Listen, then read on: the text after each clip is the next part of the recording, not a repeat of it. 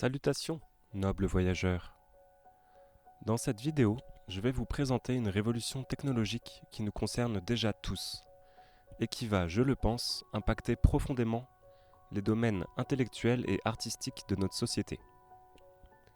Je veux parler des récentes avancées de l'intelligence artificielle de langage. Je précise que je ne prétends pas être un spécialiste. Je vous ai mis les liens des sources en description et j'aurai plaisir à discuter vos remarques dans l'espace commentaire. Alors, l'intelligence artificielle est un sujet fourre-tout depuis plusieurs dizaines d'années. On sait que les programmes ont surpassé l'humain dans la reconnaissance de formes et dans certains jeux complexes, comme les échecs ou le Go. Mais l'intelligence artificielle particulière dont je veux vous parler est celle qui cherche à produire du langage comme un humain, c'est-à-dire du texte, des mots tels qu'un individu pourrait les dire ou les écrire. Je veux vous en présenter plusieurs exemples. Tout d'abord, l'autocomplétion des messages. Vous avez sûrement remarqué que votre téléphone ou votre ordinateur vous propose maintenant de compléter automatiquement vos mots et vos phrases quand vous écrivez. C'est qu'un algorithme est entraîné, soit à partir de vos messages, soit sur l'ensemble des utilisateurs de l'application, à deviner la suite de ce que vous alliez dire. Bon, à la limite, ça c'est pratique, surtout quand il s'agit d'écrire bien cordialement ou en vous souhaitant l'expression sincère de mes hommages respectueux à la fin d'une lettre. On sait tous que c'est une formalité, alors autant laisser un programme s'occuper de cette tâche. La question c'est pourquoi est-ce qu'on conserve cette formalité, vu que... Mais bon. Un autre exemple de l'intelligence artificielle de langage est le développement des chatbots. Ils sont de plus en plus performants pour vous faire croire qu'ils sont humains. Je pense par exemple aux faux comptes sur les applications de rencontres. En quelques années, on est passé de bots simples, qui se contentaient d'un ou deux messages scriptés, à des robots capables d'une discussion cohérente de plusieurs messages, afin de rediriger vers un site payant, et ainsi piéger les mecs en chien. Les concernés se reconnaîtront. Les robots sont même capables de discuter entre eux maintenant, et peuvent sortir des phrases parfois assez flippantes.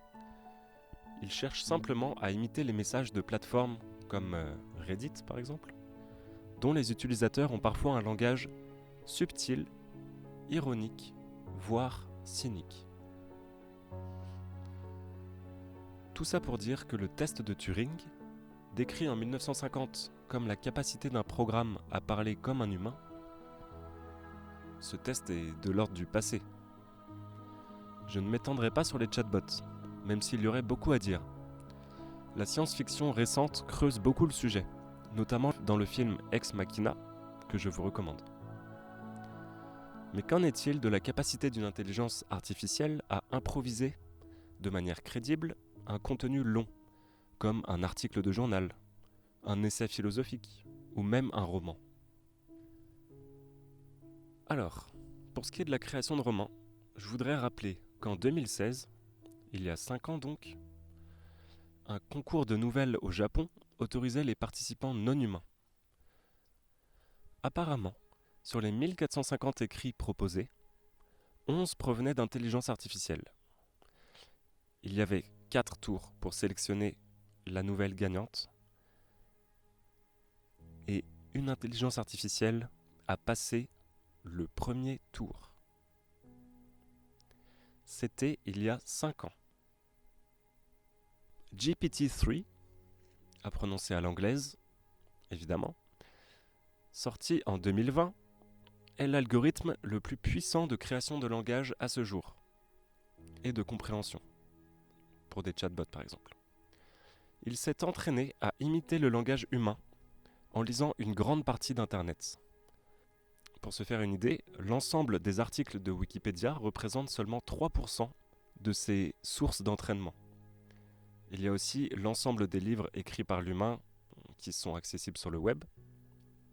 Son algorithme dispose de 175 milliards de paramètres, là où son prédécesseur, sorti seulement 1 an auparavant, n'en avait que 1,5 milliard. C'est juste pour vous montrer à quel point ça évolue vite en ce moment.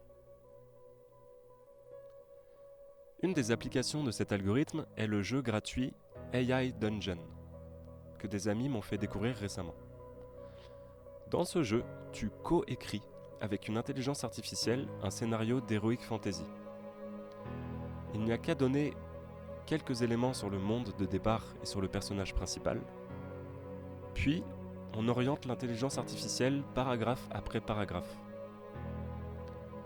Au fur et à mesure, l'IA apprend de mieux en mieux à deviner ce que vous voulez raconter et à trouver la meilleure forme pour le faire.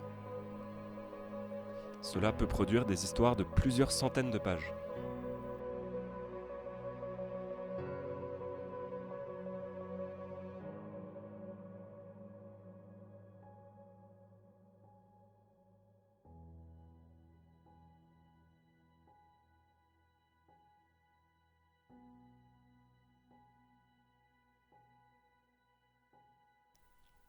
Hormis ce jeu, tu as sans doute déjà été confronté à du texte dont l'écriture a été assistée par intelligence artificielle. Dans ta vie de tous les jours. En effet, cet algorithme sert aussi à créer toutes sortes de contenus, notamment de la publicité ou des articles à visée commerciale. Le but principal de ce genre de contenu est souvent d'être bien référencé par Google, c'est-à-dire d'apparaître tout en haut d'une recherche.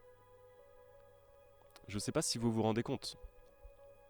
On demande à une machine de produire le meilleur contenu possible pour qu'une autre machine le sélectionne et le présente à l'utilisateur. Est-ce que vous commencez à voir en quoi ça va poser problème au niveau culturel ? Que ce soit des posts Twitter, des articles sur Medium ou même des romans, nous serons bientôt submergés de contenus créés par des intelligences artificielles avec de moins en moins d'interventions humaines. Cela peut avoir un impact énorme sur la production culturelle. Sur le site web de OpenAI, la boîte qui a créé cet algorithme, on peut voir le slogan « Notre mission est de nous assurer que l'intelligence artificielle profite à l'ensemble de l'humanité ». Cela peut faire penser au slogan informel de Google « Don't be evil ». Ne fais pas le mal, ne sois pas mauvais. Il y aurait beaucoup à dire sur les implications possibles de l'utilisation à large échelle de l'intelligence artificielle dans la production culturelle. Y aura-t-il encore des artistes en 2100 quand il suffit déjà de quelques instructions à une IA pour avoir un roman ? Puisqu'une intelligence artificielle se base sur ce qui a déjà été fait, nous baignerons probablement dans un océan de culture digérée et redigérée un nombre incalculable de fois. Et cela signifiera peut-être la fin de la création culturelle, ou en tout cas cela rendra la subjectivité et l'innovation humaine d'autant plus précieuses.